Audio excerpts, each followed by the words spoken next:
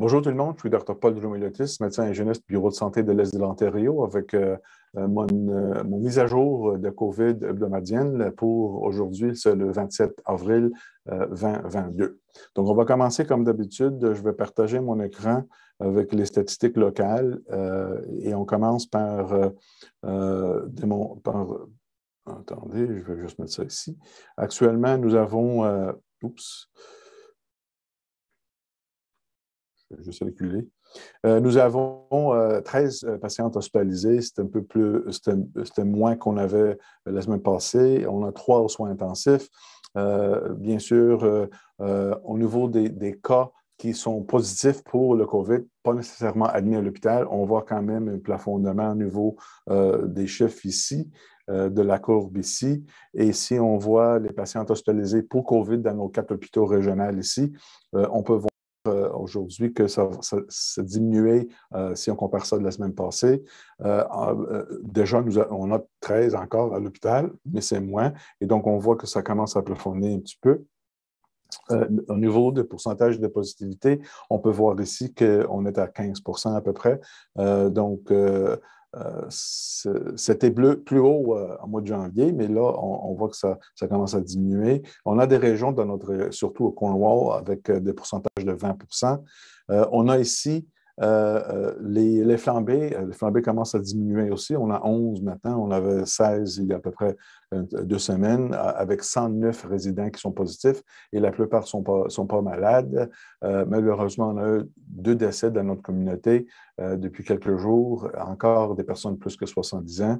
Encore pour démontrer que la plupart des gens qui meurent du COVID sont des personnes âgées. Au niveau de l'eau usée, on voit qu'on a un plafonnement dans nos 3 régions qu'on fait, Castlemaine, Hawkesbury et Cornwall. Et on peut voir la même chose à travers d'Ontario. Par contre, on voit ici que ça avait augmenté un peu à travers d'Ontario. Et ça coïncide, à mon avis, avec le long fin de semaine de Pâques, qui a été à peu près... Là, ça fait 10 jours, donc on voit que ça commence à augmenter, mais on a une tendance de plafonnement ici. Et on voit au niveau des régions, comme dans l'Est ici, Belleville et Est, on voit que ça commence à diminuer dans notre région et on voit la même chose à travers d'Ontario, sauf ici à Toronto, ça a augmenté un peu à cause, encore à mon avis, à cause du phénomène du Pâques. Je pense que ça va commencer à diminuer. Donc, en général, toutes les régions commencent à avoir un plafonnement, sauf en nord. Au niveau des pourcentages de positivité, ça c'est le chiffre qu'on avait, je vais vous donner une autre diapo tantôt, mais on voit ici, au niveau des cas mondiaux, je vais juste vous démontrer pour vous donner un exemple de ce qui arrive à travers du monde. On peut voir ici que parmi les pays qui sont ici, la plupart ont des diminutions des cas dans les derniers 14 jours, donc c'est une très, très bonne chose. Et même les pays qui ont eu une augmentation, ce n'est pas beaucoup. Donc, on commence à avoir un plafonnement et diminution des cas à travers du monde, incluant dans notre région et en Canada, bien sûr. Aussi, au niveau de positivité et des cas, la plupart des bureaux de santé ont des diminutions depuis le 14 jours. Donc, ça, c'est une autre bonne chose, une bonne direction. Au niveau des hospitalisations, qu'est-ce qu'on voit ici? Si on compare les hospitalisations et les cas sont en bleu. Ici, ça, c'est le vague 6, et puis ça, c'est le vague qu'on est actuellement. Vous voyez, on a diminué un peu, là, ça a augmenté un peu, à mon avis, encore à cause du Pâques. Et on voit que ça a commencé à plafonner ici au niveau des admissions à l'hôpital. Et on a eu vraiment pas beaucoup d'augmentation au niveau des soins intensifs si on compare ce qu'on avait en mois de janvier et qu'on avait dans les vagues précédentes aussi.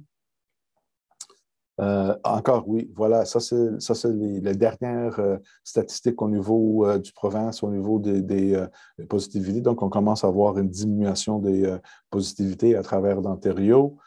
Ici, on voit qu'on a à peu près 15 de la population qui a reçu le 4 doses.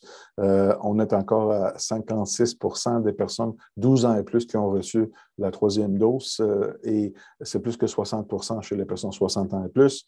Mais qu'est-ce qu'on voit quand même aussi que on a au niveau ici, si on regarde la positivité dans notre région et les cas, on voit ici en mois de janvier le vague 5 et ça, c'est le vague 6. Et vous voyez, ça commence à diminuer dans notre région. Bien sûr, on voit ici les patients aux soins intensifs, ici en mauve. Ça commence à augmenter, mais ça plafonner ici.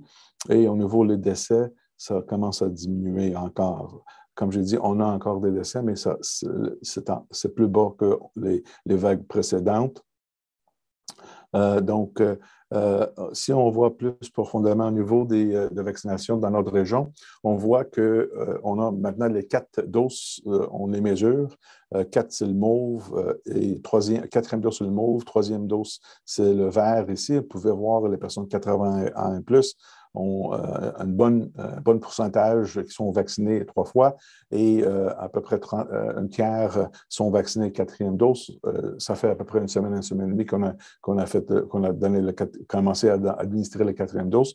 Mais on voit quand même au niveau des autres, au niveau de troisième dose, que ça commence à diminuer avec l'âge. Donc, on devrait être beaucoup plus haut avec la troisième dose pour les personnes de 12 ans et plus, parce que ce serait très importante. Et bien sûr, il faut augmenter le débit de quatrième dose chez les personnes qui sont plus que 60 ans, pour des raisons que je vais mentionner, parce que ça, c'est la population qui meurt et qui tombe dans l'hôpital.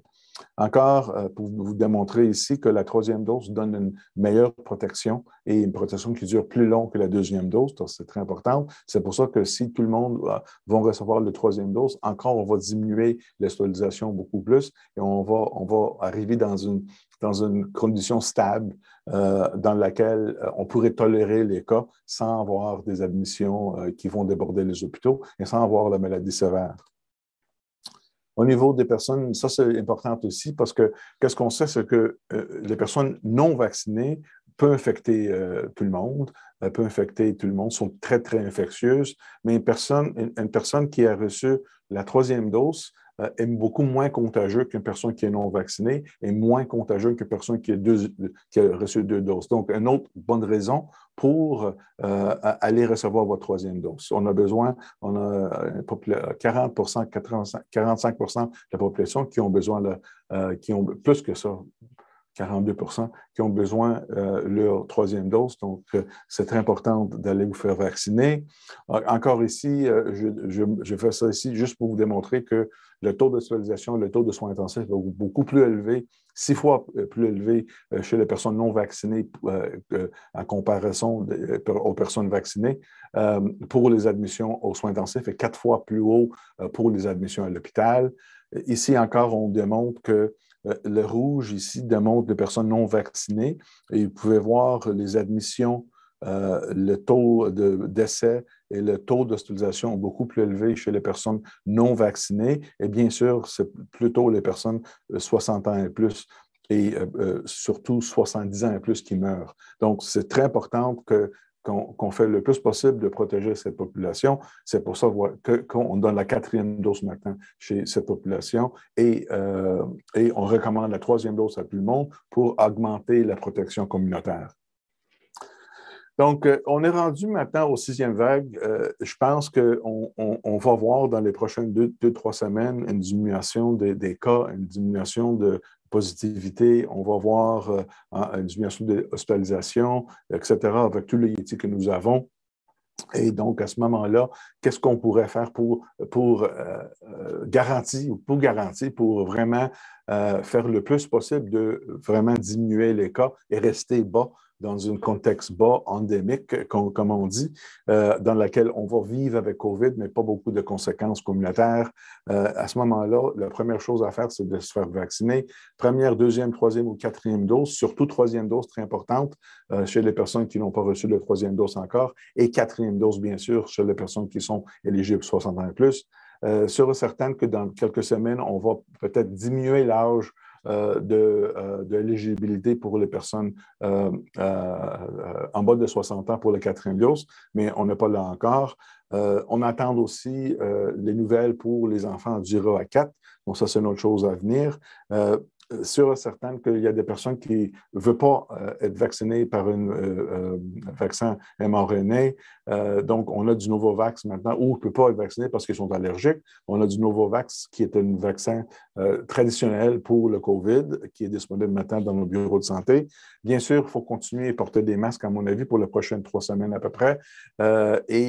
Surtout dans les places où on a beaucoup de personnes ensemble, ou les personnes vulnérables, si vous êtes vulnérable, etc.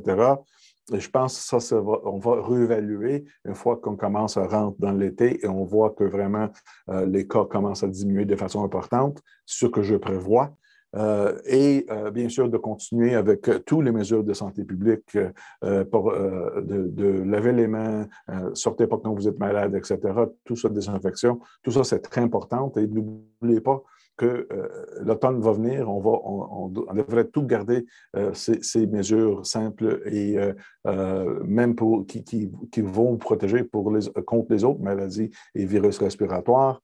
Bien sûr, on a du Paxlovid, on commence à le donner dans les maisons de longue durée maintenant chez les personnes qui sont atteintes du COVID, qui sont éligibles, et on voit qu'ils vont bien.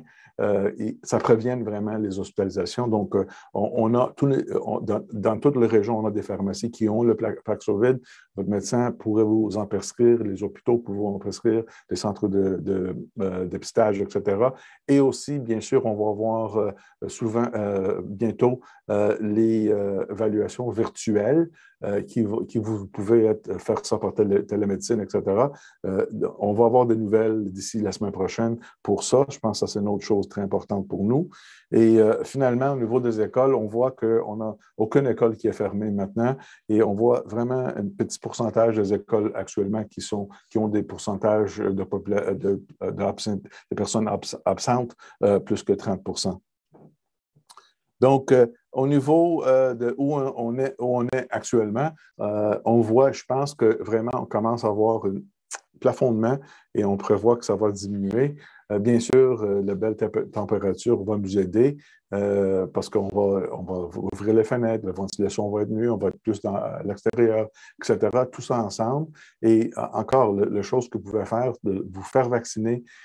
Si tout le monde va se faire vacciner quand vous êtes dû, comme j'ai dit, première, deuxième, troisième ou quatrième dose, je pense que la collectivité ensemble, avec tout ça, avec tous les autres outils que nous avons, vont assurer que nous allons avoir des cas on pourrait les gérer facilement sans avoir de restrictions, etc. Mais entre-temps, on va continuer avec les masques.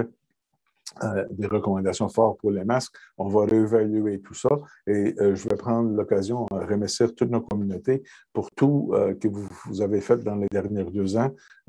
C'était difficile pour tout le monde, pour les enfants, pour les parents, pour les grands-parents, pour les commerces, etc.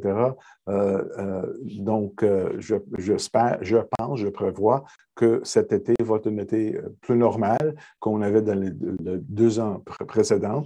Pas tout à fait normal, mais beaucoup plus normal. Et je pense que faut pas penser faut pas oublier qu'on est encore dans une pandémie, mais heureusement, on est dans une meilleure place et je pense que dans les prochaines quelques semaines, on va avoir d'améliorations aussi au niveau de nos cas. Donc encore, je vous remercie. À la prochaine.